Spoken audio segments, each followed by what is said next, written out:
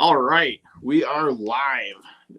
Welcome everybody on this beautiful Sunday. This is Patty's Aquatics Live. You're here at Beyond the Dirt, and we have a great guest today. It is Andrew from the Dirty Tank. Thank you very much for being here. I appreciate it. Yeah, thanks for having me. I'm excited to be here. Absolutely. Now, I have to say that I came across your channel like about a year ago or so when I first got into YouTube. I know we just talked about this a little bit in the backstage, but I kind of wanted to share it. That I found your channel on there and I absolutely love it. I love your theme and everything of it. And when I looked on your website, I just have to read this out. What you have on there, which is that probably like the logo of your channel.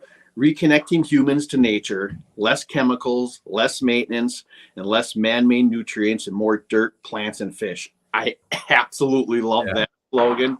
I think that is the greatest thing I've read in a long time. Yeah. And I don't know. I love it. But how about you just introduce yourself, I guess, a little bit to the people out there and kind of tell them who you are if they don't maybe know anything about you. Yeah. I'm Andrew. I'm out of North Carolina. I do have the YouTube channel, The Dirty Tank. It started off as most of my tanks are dirted, right? And that's why we're called The Dirty Tank. I was really interested into dirted tanks originally because it's a cheap option to really grow plants quickly.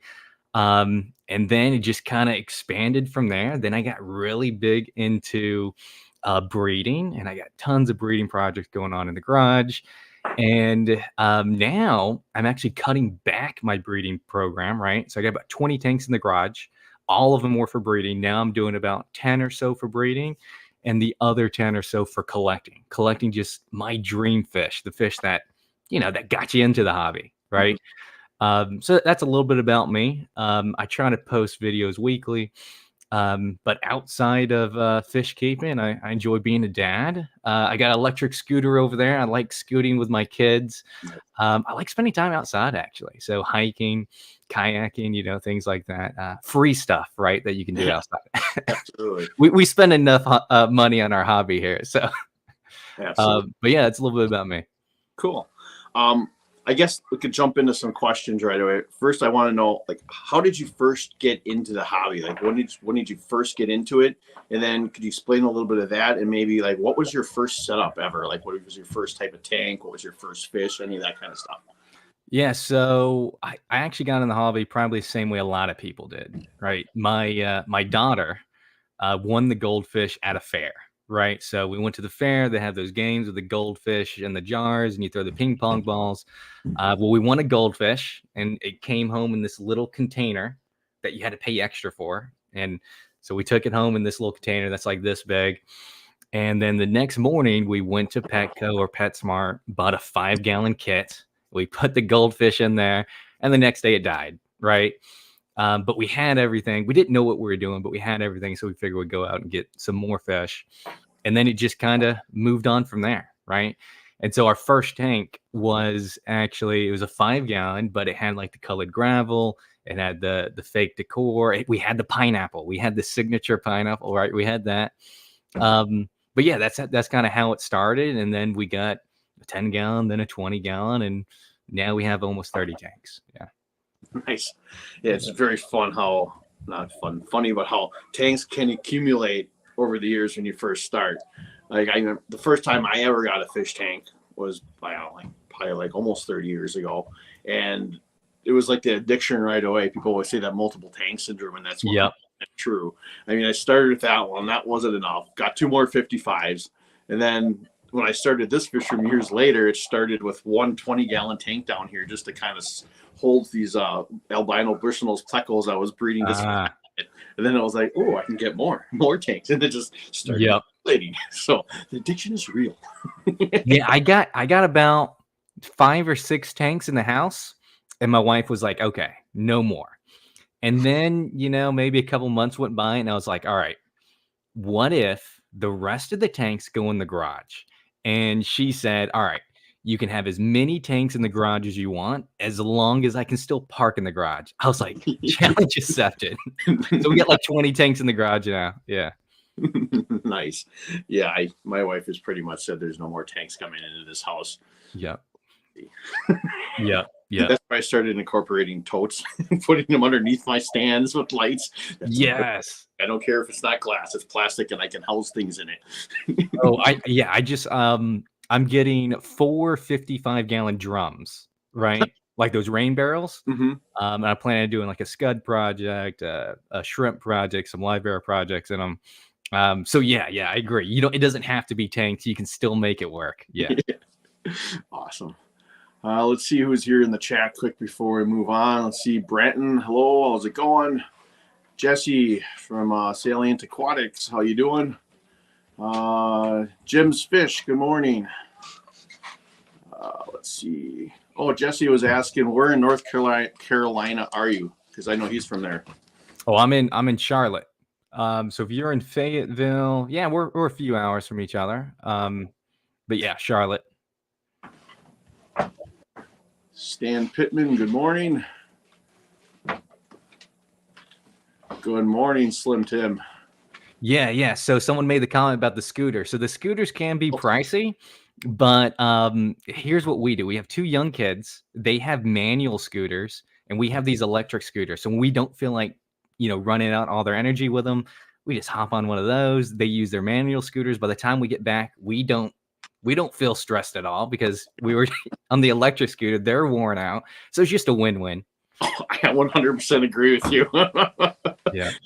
I would be fine with that. You let them wear off all the energy they can. Oh, yeah. You can come home and do other stuff and not be tired yourself. Yeah. Oh, all right. Where was I going here? Okay. Next question. So how did you get into YouTube? What kind of made you get into it? And do you have any like long-term goals with your channel? Yeah, so actually my wife started a YouTube channel, kind of like a mom blog type thing, and I would do all of her editing. I would sometimes do the filming, right? And so I was doing that for about a year and a half, and then I was starting to get more and more into fish keeping. It's like, I should start my own. And so that's how it kind of happened, right? I was doing it for my wife, and I decided I watch YouTube videos about fish keeping all the time. I'm starting to accumulate more tanks. I may as well start doing this as well. So that's kind of how it started. And as far as what my goals are, it's nice, that we're monetized and this can support the hobby. I also think it's really fun to make videos, right? So one of my hobbies is fish keeping. Well, another hobby is YouTube, right? It's the editing process, it's the filming process. I enjoy photography as well. So trying to get pictures of fish that are blazing fast, it takes a while, right? And so the ultimate goal is to help, fund some of these hobbies, and then get videos out there because I just enjoy the process of making videos about fish specifically. But then also using it as a way to market some of the things I do, right? I'm breeding fish. I got like 200 crabinzis in there. I have to get them to good homes, and YouTube's a great way to do that. So. Absolutely. Yeah. I love YouTube myself as well. And you mentioned the making video part of it. And I absolutely love that as well. Like I love just making videos too. Like you said, it's a fun process, and before YouTube, it was basically coming down in my fish room or my fish tanks and just doing things and thinking of things I want to do. And at those times, it was always like, well, there's, these cool things that would be cool if I had a YouTube channel to like really put on there. Then it's like, now that you do it, it's like, oh, I could do this, I could do that. And even like, how do I want to shoot this? And that kind of stuff. I think it's very cool. And I completely agree with you when it comes to that. Bratton, thank you. I think I try to drop the link there for Andrew for the Dirty Tank. Otherwise, I do have the link in the description of this video as well for you to be able to click on to get to that. And I will keep mentioning that just so you know. I appreciate that. Let's see, where are we now? You also have a website, which I want to mention, but you have a lot of cool stuff on there. So people really should go check that out. It's thedirtytank.com, correct? Or it might get. No, that's right. Thedirtytank.com. I have mainly fish in there that I've bred. So there isn't a huge selection because I'm mainly, whatever I can breed in my 20-ish tanks in the garage. But yeah, thanks for pointing that out. Yeah. But I like too, you also have on there, I seen it was like a community page where people can post pictures and things and videos of their fish to be able to share with other people, which I think is really cool as well. And within there also, you have an aquarium maintenance company for freshwater fish, correct? And there's a link on there to be able to get a hold of you to be able to do that. So my question with that is sorry, I lost it. You have a video on that I watched the other day about on how to do best to be able to do an aquarium maintenance company. And if there's anyone that's interested in it, they can watch that video. But do you have any tips for anybody right now that might be able to help somebody out if they're thinking of maybe going that route? Yeah. So it's not that difficult, really, right? And so if you think you have to buy a van and you have to buy a ton of stuff, right? You generally don't have to, right? You only need to do that once you get pretty large. But when you're starting off, whatever you already have to clean your tanks, right, is the same thing you're going to use to clean your clients' tanks, right? And so the biggest tip is, how do you get people to actually know you exist? And so the easiest thing to do is to create a business on Google Maps, right? You can do it right through the Google Maps application. You don't need a business license. You don't have to put in your personal information, and it doesn't cost anything. So you can get advertised. You can be on Google Maps where people can actually find you for free without creating much of anything. So that would be my first tip. Do that, and people will just message you or call you. Yeah. Nice. Now, do you have any interesting stories from any clients? Like any broken tanks or weird situations you might have gotten yourself into? Thankfully, nothing too interesting. The only, I guess, the most exciting thing that I've done is I was maintaining this one lady's tank. She has discus, and she called me and she says that her living room flooded. I was like, no, did I do something wrong with the tank? I was scared, but it turns out to be unrelated. It was like a plumbing issue, not connected with the tank. And she only wanted my help to move the aquarium. And I was like, okay, I could do that. So that scared me a little bit. But moving, 10 discus, that's a pretty sensitive fish, right? It can be kind of stressful, right? About having to move them, acclimate them, get them back in, make sure everything's fine with no one dying. So it's normally those kind of things that happen. But thankfully, I haven't had a total disaster happen, like a tank explode or something like that. Nice. Do you find it hard to find clients with freshwater aquariums? Like I've thought about this once before to try to make a few bucks here and there, but the only time I ever see anything like in hospitals or like their pediatric centers by us is always saltwater. And obviously I don't know anything about saltwater. Yeah. But I guess by advertising yourself, there might be people that would be interested in something like that. But do you get a lot of business, like people contacting you for freshwater? Or is it something you really got to probably put yourself out there more to try to find these people? So there's going to be less people who need freshwater maintenance, period, because it's easier, right? And there's going to be more. So I get more people calling me about saltwater. I'm like, sorry, I can't. I need to set up a saltwater tank so I can start doing that. But at the same time, I want to expand slowly. I don't want to take on more than I can handle and just be stressed out. So if you're doing it just freshwater, you are going to get less clients, but there's still plenty of clients out there. And the two biggest ones that I know of is people who retired, people who like, I want to keep this and I'm in a position where I can pay for it, right? But I can't do the water changes all the time. I can't reach my hands, right? And so they'll pay for that service. So that's normally the clients that you get. And then also small businesses. Right. So small businesses is another big one that you'll get. Right. When you get to the larger businesses, they're going to have much higher requirements for insurance, or they're going to have, saltwater tanks. Right. And so if you're just doing freshwater, those would probably be your two main clients. Right. People who retired, people who are older. Right. And people who have a small business and have, like a 50 or 100-gallon tank that you can maintenance. So.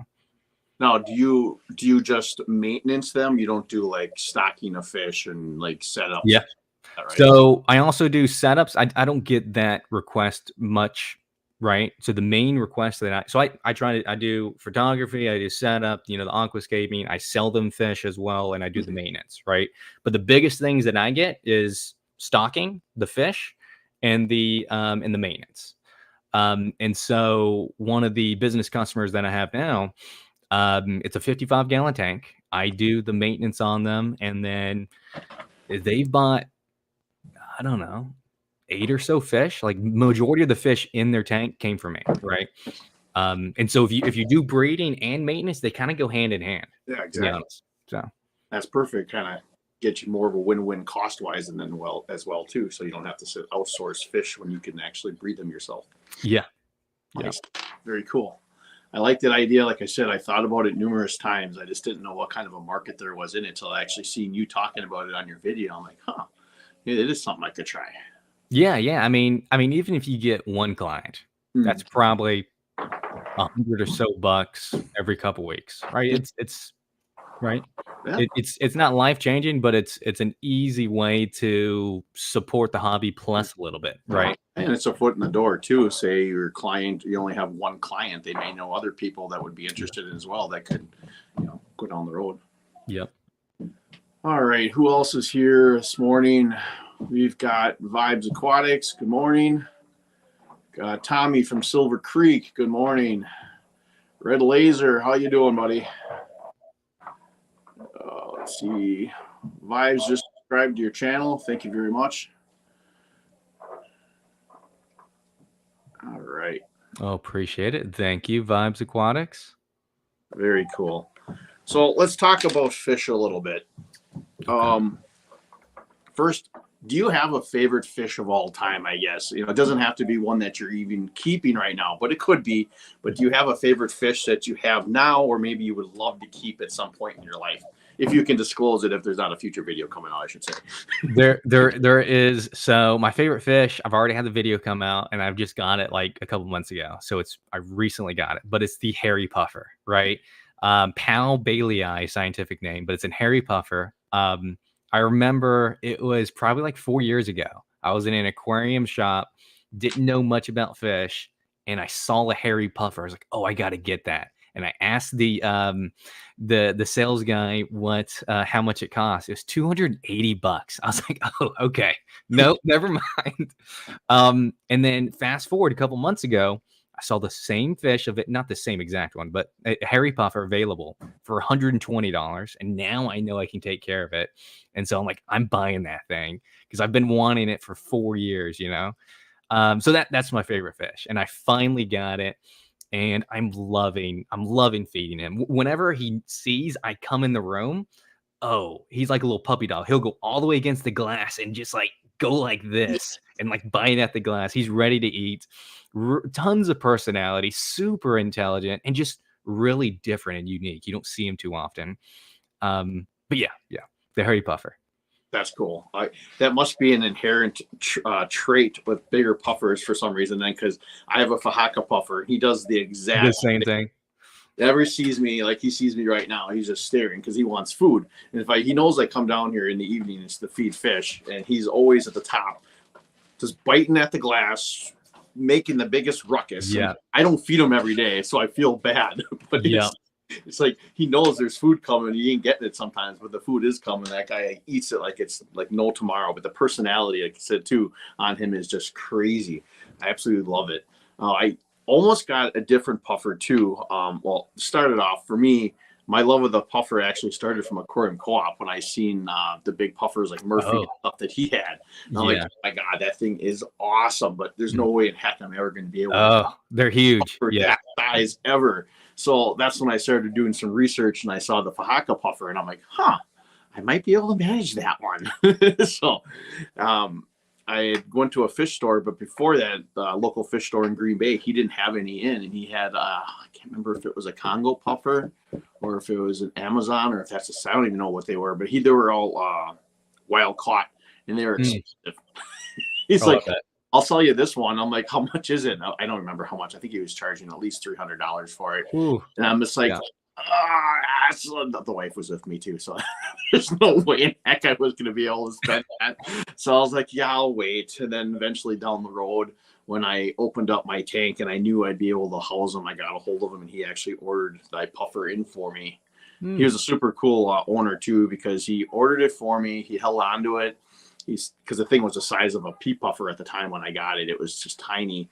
And he says it was skinny and probably infested with internal parasites. And he medicated it for 2 weeks and got it eating and said he wouldn't sell it to me until he was good to go. And sure enough, like I said, I got it. It was way smaller than I ever imagined this fish would get. The thing, like Oscars, they grow so big. It's like within 1 year, I mean, he was like that big. So yeah. One of my favorite fishes as well is puffer fish in general. But yeah, I get the personality of it. That's what draws me to it. I think it's an amazing fish. I mean, I have an Oscar, speaking of that, in another tank that I got this summer in a dirty tank, which is still knocking on wood, surviving. That's very cool too. He's the same way, just sitting at that glass going nuts and wanting food every single time I go. I bet. Yes. You also have another very cool fish that I just saw a video for. That's your freshwater toadfish. Do you want to talk a little bit about that? Yeah, freshwater toadfish, really cool. So, just talking about the strategy going forward in my fish room, right? So, I'm instead of being all breeding projects, it's half breeding projects, half collecting the fish I've always wanted. So, I got 2 collecting fish that I love, right? The hairy puffers one, and then I just got the freshwater toadfish. Now, if you guys are looking for a freshwater toadfish, there's a few different varieties. There's some that are marine, there's some that are brackish. There's only one that's true freshwater. And that's Therasophoran amazonica. You have to get that one. The other ones may be advertised as freshwater. They're actually brackish or marine. But they're super cool. So they get about somewhere between here and here, right? So a decent size, but not huge. And they're an ambush predator. So what they do is they hide in the sand and then they just sit there, right? And so they're not very exciting because they're not going to move very often. But it's just the appeal of it's a really cool fish. They're an ambush predator. You may have never seen one in person before, right? And this may be a pro, maybe a con, depending on who you are, but it's actually venomous. And so towards the back of its head, there's a little brown like hole, a small little hole, but is actually a spike that goes up whenever he feels threatened. And if something squishes him or tries to eat them, if venom is injected into whatever hits that spike. They say you can be hospitalized if you get stung. So I don't plan on moving him. He's in his forever home. He's not for sale or anything. Yeah. But I did hear that you can have multiple freshwater toadfish together and they'll be okay. They won't attack each other. So I think after I've had them for a couple years, I may try breeding them and seeing how that goes, because I think that would be cool. I think there's one noted case of it being done in the hobby in a tank in captivity. And so it is possible, but there's not a whole lot of documentation. You'll kind of be going into it blind, but I think it'll be fun to try in a few years. So. Well, I think that would be an interesting project. Like you said, not a lot of information on it. So you kind of like setting the map of how to do it. If you could wind up doing it, I think that'd be very cool. I've seen one before at my local fish store, but it was a brackish one variety.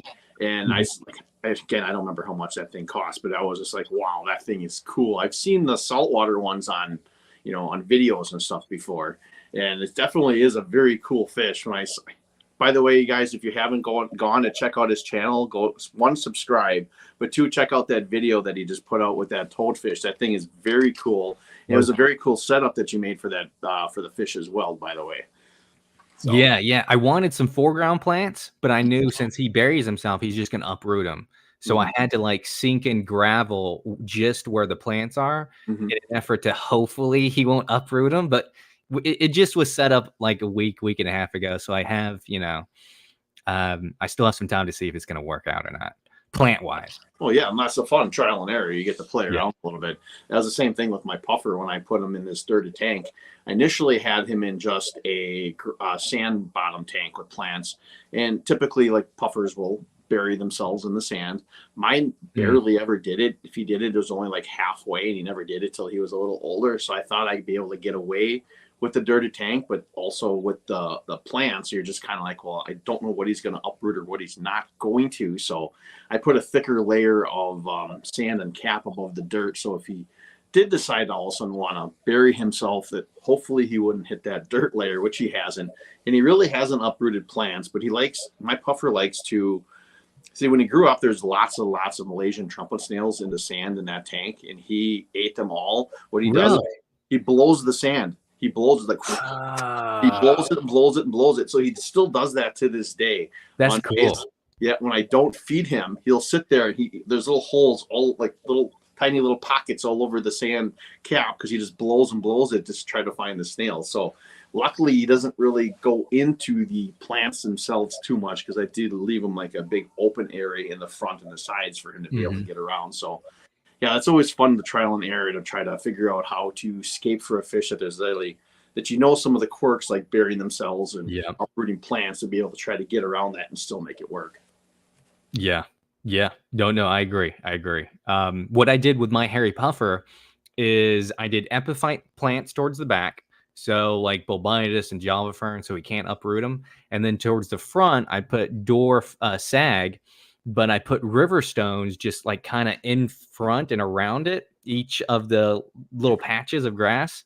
And so far, that's working with my hairy puffer. So nice, very cool. Like I said, I love your puffer, and I love that toadfish. Those are two cool things on your channel, besides everything else yet too. Now I do have 2 other fish that are on my radar, and one is a freshwater seahorse, which is a pipefish. I want to get one of those. And then the other one is the Amazon leaffish, which is another ambush predator. They pretend to be a leaf and they just float until they get close and then, gobble up whatever it is. So those are in the works, but maybe a few months down the road. Yeah, I've heard of the leaffish. I didn't know there was a freshwater seahorse. That sounds kind of cool. Yeah, they're so they just look like a long stick. They don't look truly like the seahorse, but that they're in that family. So yeah, cool. I'll have to look that up and take a look at it. That's cool. Yeah. Let's see. We got a question here, which I think could pertain to both of us. He's in Australia and summer is coming. Other than guppies, what fish can I keep outside? Thanks. I know, because I'm mentioning this with you as well. It's like you had a video also. You did summer tubbing this year, and you had rice fish out there, I believe, and you got a whole bunch of them. Yeah. I did a bunch of guppies. So would you have any recommendations? I mean, obviously rice fish, but anything else that you can potentially go outside with? Yeah, so if you're talking about summer, I think rice fish are great, right? I put 10 rice fish in a tote, and at the end of the summer, I had 52 of them, right? And so they reproduce, pretty quickly. I've done platies before, so platies can be fun in the summer. I've tried Corydoras, but I didn't get anything from there. But I also had other top layer fish, so maybe they picked off all the fries. I don't think I did that one right. What I plan on doing this coming summer is I want to do shrimp. I heard shrimp can do great, but I haven't tried it. And then I want to try either a sparkling gourami, those little labyrinth type fish similar to a beta, just because I love that fish and I've heard people do it, and they're really great in stagnant water with low pH. So as the leaves fall in and the sticks fall in and you get rainwater, you're going to get low pH. You may be able to trigger spawning for those type of fish. So those are some of the options that I've done or I'm thinking about doing. Nice. Yeah, I can agree. Well, for me, I did guppies the last 2 years, and I have so many of them, I don't know what to do with. They're coming out of my ears. But next year, I definitely want to try white clouds, like I've been saying in my channel. I tried them this year. I think it was I had 10 breeders that I had gotten in a swap meet. I put 6 of them outside, and they all jumped out of my little tub in a matter of an hour or so. I went back out there. I couldn't find them anywhere. Then I looked behind the tub, and all dried up and dead behind. Oh, no. Yeah, so disheartening. I was so upset. I was just like, are you kidding me? So I just threw some platies in there, and it is what it was. So next year I want to try it differently. I have a 100-gallon Rubbermaid tub that was like my biggest one for my guppies. I want to put white clouds in there next year and try them. So I have been breeding them a little bit successfully down here in my fish room. Not very, like I'm taking breeders and putting them in a 5-gallon tank with a graded bottom with some rocks. I'll let them in there for about a week, take them out, and then wait for the fry to hopefully come up. I got about 10 that I've bred so far. I got the breeders back in there again right now, hoping to get some more. Then I'll add them to my community tanks. I'm hoping to have about 30 or so of them to be able to throw out there this summer, and then go from there. But rice fish, like seen from your channel, that's what I want to try next year as well. I have some King Yama orange and red rice fish I got from LRB Aquatics. I want to try those outside. I also got some rare Matano rice fish that I got from him as well. It's a tropical breed of rice fish from Indonesia. I only have 7 of them though. So I had them in a different tank and I just moved them because I had an outbreak of planaria worms and I don't know if they were eating the eggs per se. When I talked to LRB in email, he basically told me that they predate on their young very, very much, but that tank was very heavily planted. But every morning they would have eggs on their bellies. So they must have been breeding. If they were eating the eggs or the planaria were eating them, I don't know. So I moved them to a new tank, long story short. And the eggs, I haven't seen them yet. They're probably still trying to get comfortable in there. So my hope is to be able to try to breed them a little bit indoors this winter, maybe get a little bit more of a colony to be able to put out there next year. But that's another fish I want to potentially try because I'd really like to boost that population a little bit because I think it's a cool fish to kind of spread around. The color of the fish itself is just kind of drab, but they have these really cool, brilliant blue eyes. And if you see them from above, it's just like they look like they're shining. It's very cool. Are they so their eyes are like the lamp eye Achilles then? Yeah, there's something like that. Yeah, because those eyes like really like you can be across the room and you'll just catch their eyes beaming, even though the fish is like this big. But what you could do, since they're a rare fish, I did this with Gardner eye Achilles and the clown Achilles. But you can put a spawning mop in there, right? And then what I did with those types of fish, and you can do them with rice fish too, but generally rice fish are so prolific you don't have to. But if you're doing a rare breed, you may want to do this.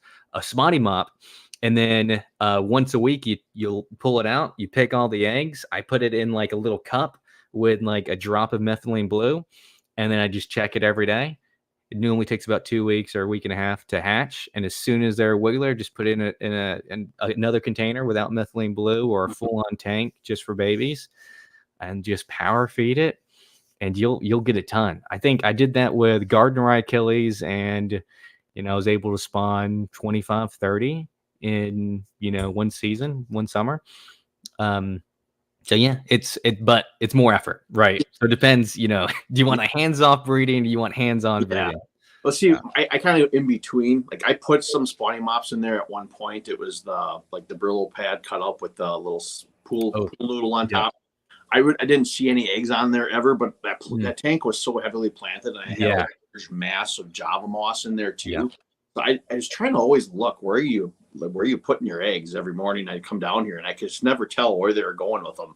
I could never visibly see them myself. So they had to be going somewhere. And they're very, very skittish when I first got them as well, too. They never wanted to come up to the front of the tank. Like even feeding, they would just sit in back. I finally got it to the point where I would at first I'd only lift a little bit, throw a little bit of food in there, and I have to walk away and just hold still. And then they'd come out and eat. So they got to the point where eventually I was opening the lid and doing it. And then eventually they finally started to come out. And now they're not too skittish anymore. But now that I moved them to a new tank, that process is kind of starting over a little bit again. But they're very cool fish, though. Definitely something I'd like to try outside. I also have rainbow shiners that I got. I haven't bred them yet. I only have 7 of them now. I had lost one of them, I don't know when, probably like at least a month ago. I don't know what happened to it. I'm sure it just passed or the snails and whatever took care of it. But they have been blowing up color-wise as well. And I think those are really cool too. But I know somebody that tried breeding them outside this summer and the temperatures get so warm, he lost a lot of them. So I don't know. I think I'd rather try breeding them inside. I've seen a lot of techniques on how to breed them inside with rocks in a little container and then pulling them as well. So I have a lot of breeding projects I want to try. See, my problem was I got about like 4 or 5 different projects within a matter of a month, and I'm still working on my white clouds before I even hit these freaking rice fish. So, but yeah, lots of cool different things that you can try outside if you're interested. Basically, just look into what your weather is. I don't know what it's like in Australia for this. Weather is going to be the main thing. Yeah. That's what's going to determine what you can do. See what fish are going to be compatible for those temperatures. If it's really, really, really hot, really look for those fish that are going to be tolerant to those higher temperatures compared to other places. Like where I live in Wisconsin, for the most part, I can probably put whatever I want out there. I don't know what your temperatures are for you in North Carolina, but in the summers, yeah, in the summers I can do most things because we're pretty moderate, right? It gets maybe in the 90s, somewhere in the 80s to the 90s, high 90s sometimes, but yeah, most things can do well. I don't know if you guys have seen or heard of Goliad Farms out of Texas. Yep. So I was watching some of his videos, and he's what inspired me to get, the toads and the rain barrels, because he has huge greenhouses with hundreds of toads in there, and he's breeding every type of live bear. So this is giving you some ideas if you want some tote projects, forever ask that question. So every type of live bear, whether that's guppy or mollies or lameas, and cichlids. So I was planning on breeding cichlids as feeder fish for my fish that demand to eat live fish. So I was thinking putting some jewel cichlids in, some rain barrels, 55 gallon, and just letting them have a field day for a season. But nice. Yeah. Let's see here. I saw a question up here somewhere. Where did you go? I scrolled up too far. Do you put RO or distilled water in the eggs? I think he might be asking you that, Andrew, for your rice fish. Oh, yeah. For any of the killifish that I've done, where I take them out, no. So all I do is I get whatever the cup is. I get some of the tank water. I put a drop of methylene blue, and then I drop the eggs in there. I don't change that water, until those hatch. And no, it's no RO water, no conditioner. But I'm not using straight tap water. It's water from the tank. Yeah. And some people say water from the tank may not be the best thing to use. But I do it anyways, and it works, right? Well, that's the thing. Lots of people say things don't work, but if it's working for you, that's all that really matters. Yeah. I get that all the time about how these things aren't supposed to work. You're not supposed to be able to do that. Well, they are. Yeah. Brenton said cherry barbs and other barb species can work out in tubs as well. That's cool. I've heard that. Yeah. Jesse, Patty need help. Bought 150 white clouds, put them in a tank. After about 3 days, they all disappeared. Do you think it was the Oscars? Probably, buddy. Maybe. Probably. Let's see. All right. Chief Steve, he said he's in Melbourne and it gets in the high 90s. I mean, that's pretty typical, I think, of a lot of, probably the South, probably more for the United States, probably similar to that area. So, yeah, most fish, I think, would work in those situations as long as you have some kind of shade or something to really put them in. Yeah. All right. So, let's see, where are we now here?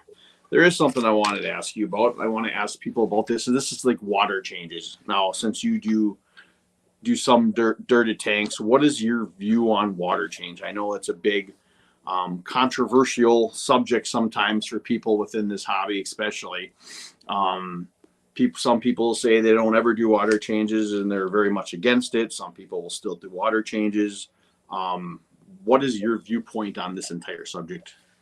So I think it depends. I don't think there's a right answer, but I think there are right answers for very, very specific circumstances, right? And so, like I did a video on this, and I went and looked and pointed at each of my 30 tanks and said how often I do a water change, right?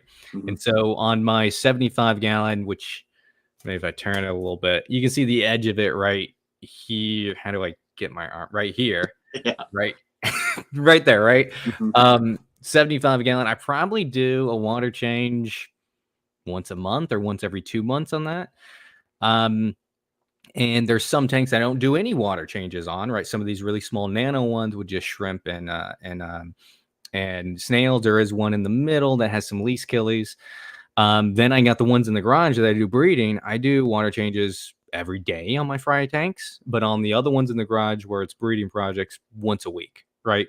And so it just depends, right? I think if you have South American cichlids, you should do water changes more often than not, right? Because I did a video about this where South American cichlids are more prone to having hole and head disease, which is stems from bacteria count in the water column, so dirty water, right?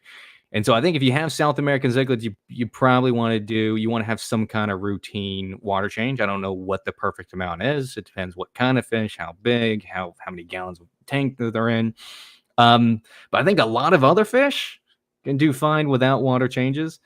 And there was actually a study. I was watching this. I forgot which university did the study, but they put like a carp in a 10-gallon. And they were showing that the amount of water isn't what stunts the growth of the fish. It's the quality of the water, right? And so you can achieve high quality by doing water changes or by having a ton of plants. And specifically not aquatic plants, but like terrestrial plants. So like plants like pothos, or people grow trees out of there where they're just sucking everything, all the nutrients out of the water column, which, too much nutrients leads to, harmful toxic levels. And so, yeah, I think it's more than possible to have tanks where you don't do water changes if you set it up appropriately, and it's not too difficult to achieve either. So it just depends. That's my view. I 100% agree with you. I think there's so many variables when it comes into everybody's tanks. Everyone's tanks and setups are all completely different. And yeah, I mean, even people's viewpoints. Like, I get the people that say they don't ever do water changes, but if you have a tank with like a big fish, or a large load of fish, you may need to do water changes here and there. You're still doing top offs because I'm assuming water is still going to evaporate at some point. So you are still adding water to it. Like I'm stuck kind of in the middle with it. I do water changes. I don't do them that often though. Most of my tanks, I do them every few months. I'll give you a great example of what was going on though with my Fahaka tank and my Oscar tank. My Fahaka puffer tank, I have been dealing with a hairy string algae and cyanobacteria for months upon months upon months. It would start to go away. I tried everything under the book. I even did the whole chemical route. I did the erythromycin. That's how I used to be able to get rid of cyanobacteria. We got rid of it. Then about like 2 weeks later, it came back. So obviously that wasn't the correct route to go. That's when I started to deep dive into a lot of the things behind cyanobacteria and really try to figure out how it ticks. And that's a rabbit hole to go down because like any subject you look up online, there's 10 million different ways for how you got it and how to get rid of it. So I tried all kinds of different stuff. I wound up getting it to go away by doing numerous different things. Which one really worked, I don't know. Yeah. And it came back again. And now at this point, I was just like, you know what? I was this whole time I'm doing water changes in that tank probably once every 2 weeks just to suck up all that cyanobacteria and suck up all the hair algae off the plants to try to, so they weren't blocking all the light for it. And it got to the point where it was about a month ago, I said, I'm done. Yeah. Let it. It's just going to do whatever it's going to do and figure itself out. And I kid you not, the crap's almost all gone. I haven't done a water change in that tank in at least a month. And the cyanobacteria, I only have a few little dots left at the bottom of the surface. That string algae is almost completely gone on the plants. And I'm like, okay. Yeah. And there's something to it, You know what's funny? So I was actually, because like the whole saying it will balance itself out. Well, I recently figured out why that is, right? So I went to my my fish club yesterday. So there's a local fish club that I go to once a month. And they had a talk, really smart guy when it comes to plants and algae specifically. And he was giving a talk. And what he says is that, plants are actually extremely violent. They're at constant war with each other.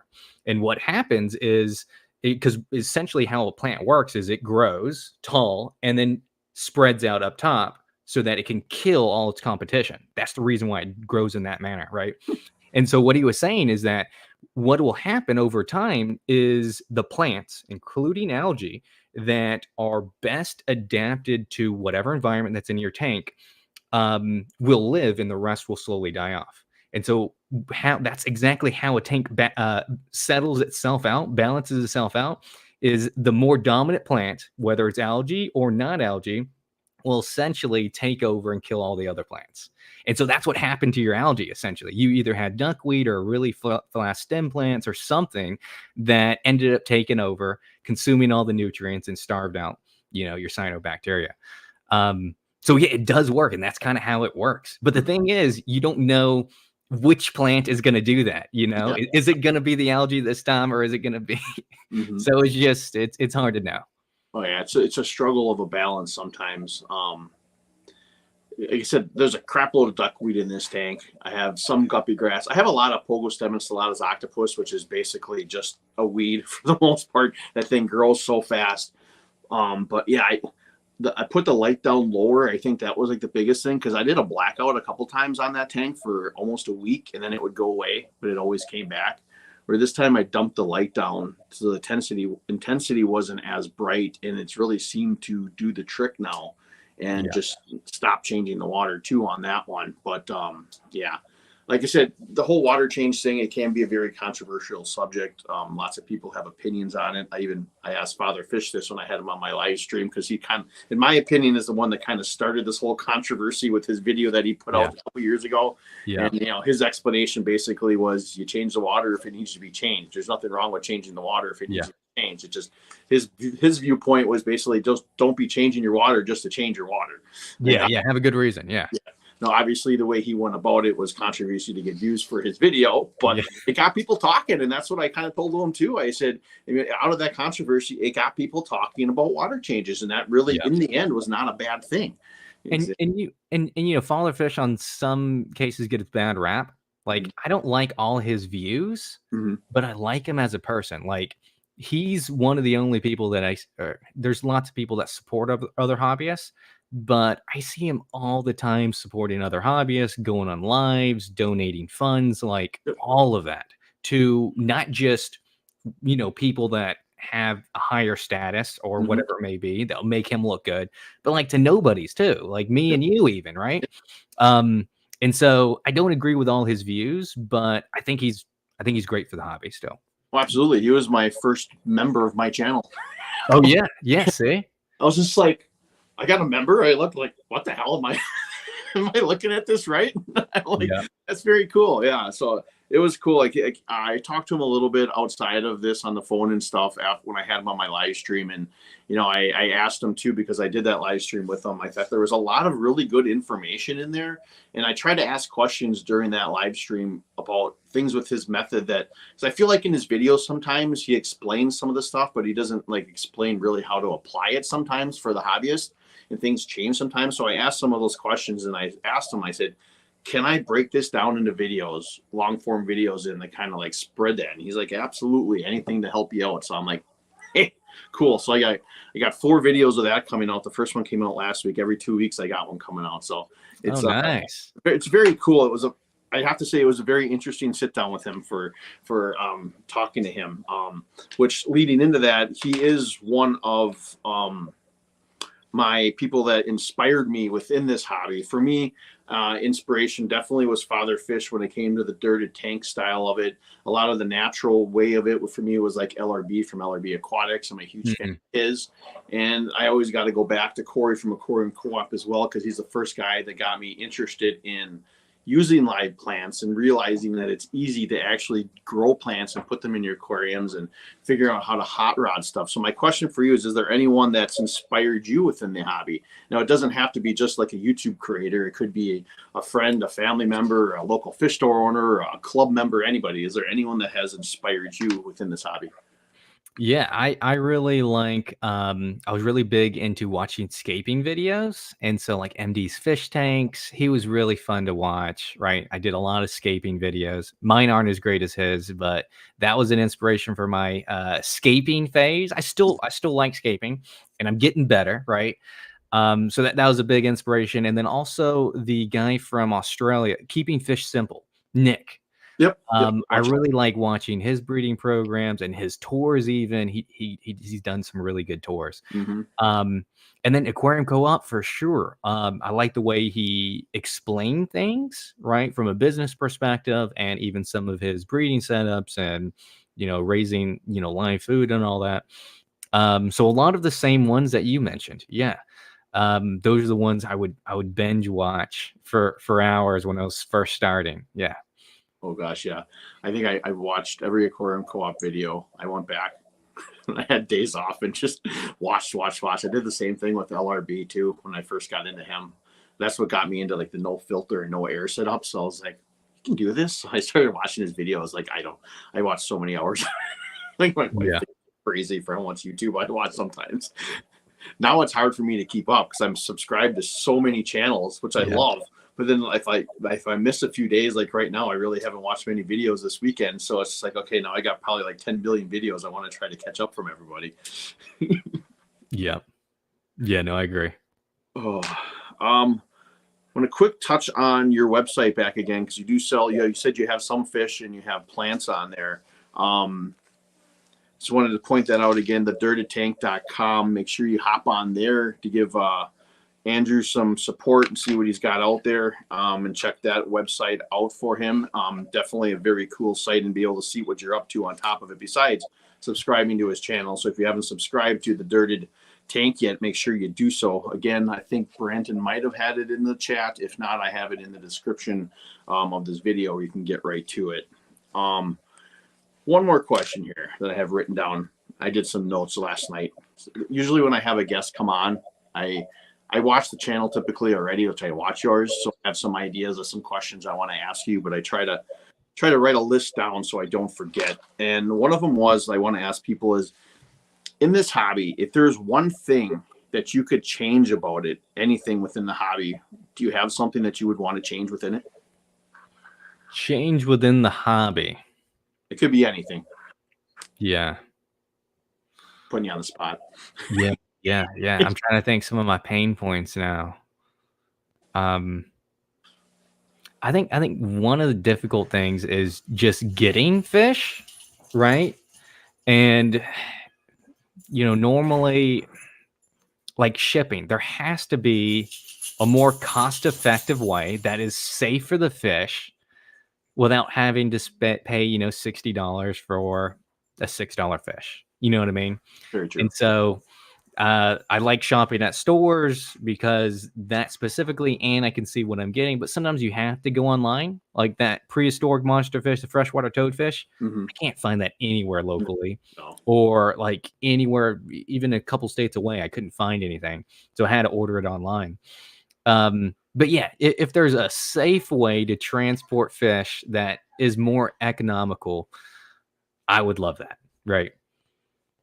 Yeah, that would be very nice. They said that's not something that you're typically going to find a local breeder for either. So, that's usually the routes I typically go a lot now, is looking for local breeders through swap meets and local clubs and online that you can find in your area. Because I just find it more easier than trying to have to pay for shipping. Unfortunately, like you said, sometimes if there's a certain fish you want, there really is no really way around it. You have to do it.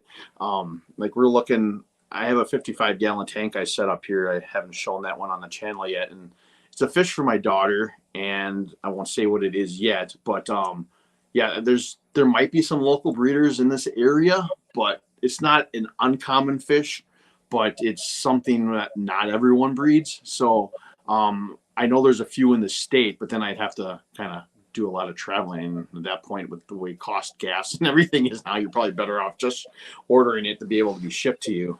So yeah, I get the complete what you're getting at with shipping, definitely. Yeah.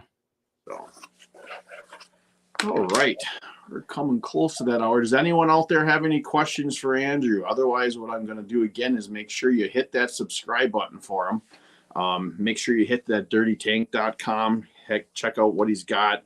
Like I said, he's got a cool community tab on there where you can post pictures and videos of your tanks and share on there. He's got an aquarium maintenance business. So if you live in that area of where'd you say you were again? North Carolina in Charlotte. Yeah. Charlotte. Sorry, I was thinking of Jesse's freaking city name. It was popping in my head. So if Yeah. you're in the Charlotte area, make sure you give him a shout out if you're interested in having some work done on your aquariums. I do see a question from Chef Steve. It says, any tips on breeding Corridoras? Oh, So I bred Corridoras a couple times a while ago, but I do have a member in the fish club that I'm a part of that has tons of different Corridoras. He has a Corridor that's 25 years old. He has he has several 125 gallon tanks with not hundreds, but it seems like hundreds of Corridors in them. mhm. And I did a video with him. You can watch that. But some of the things I learned about breeding Corridors came from him. And that is one, we know you can do a cold water change to kind of, entice the spawning. But one of the things that he told me that I didn't know is that Corridors like flow. And so what he does is he puts a hang on back filter on the front of his tank where you typically look into. Mhm. And then what that does is the Corridor will then lay on the glass right there. So you know where your Corridor is going to lay your eggs at, because that's where the flow is. And he was saying that the thought behind that was that Corridors want to place their eggs in somewhere safe. And so if it's hard to get to because there's a flow, then that may be safe. And so I was like, okay, that kind of makes sense. And then sure enough, in one of the other tanks where he had that, there was a couple eggs right there. There's a little cluster. I was like, oh, I see it in action, And so those are two, I guess, tips. You can do a water change, a cool water change. Sometimes whenever a storm's coming is actually better. And having some kind of flow to kind of make sure I guess the eggs land where you want them to be. Those two things. Yeah. Nice. Yeah, speaking of flow, I found that out myself too with my rainbow shiners.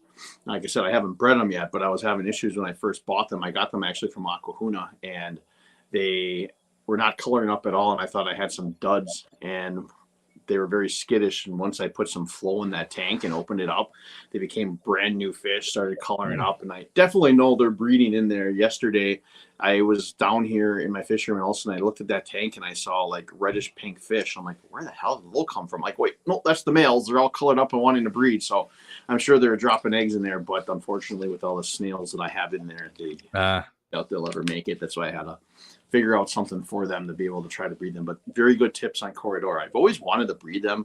I've had them in my tanks, so they've never bred for me before. If you're people that they breed all the time, I'm like, I don't know how you're doing it, but yeah, it always, for me, it always happens accidentally, right? I have a group and all of a sudden there's like 30, 40 eggs. Like it's weird because sometimes there's just 5 eggs. And then sometimes, I don't know, all the Corridors decide to spawn at the same time, and you'll have a ton of eggs.